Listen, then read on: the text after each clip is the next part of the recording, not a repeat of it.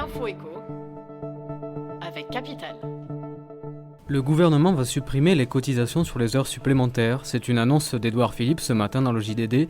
Par ailleurs, les pensions de retraite ne seront plus indexées sur l'inflation et certaines allocations resteront quasi gelées jusqu'en 2020. L'aide personnalisée au logement et les allocations familiales notamment. Pour les plus fragiles, Édouard Philippe explique que les allocations seront augmentées plus nettement.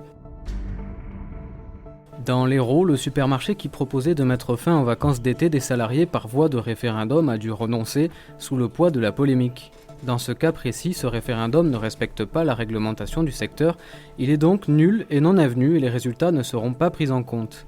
Le patron d'Intermarché avait proposé à ses salariés de supprimer les congés payés en été pour faire face à la forte activité du magasin.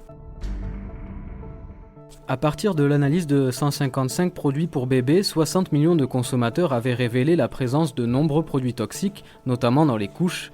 Face au tollé qu'ont provoqué ces résultats, les marques ont répondu. Love & Green, Lilydoo, Lotus Baby et Intermarché ont fait savoir par voie de communiqué qu'elles réfutaient les critiques portées à leur encontre. Elles attaquent notamment la méthodologie d'enquête et se défendent d'avoir produit des couches où se trouveraient des traces de glyphosate pour nuire à la santé. Souvenez-vous, c'était en mai dernier, Meghan Markle et le prince Harry foulaient le parvis du château de Windsor pour embarquer dans une Jaguar Type E équipée d'un moteur électrique. Le mix parfait entre la tradition et le 21e siècle. Face à l'engouement suscité par cette voiture, Jaguar a décidé d'en fabriquer d'autres exemplaires, rapportent les Échos.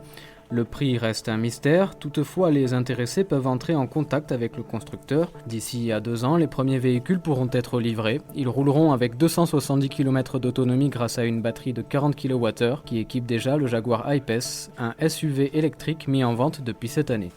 C'était l'info éco avec Capital.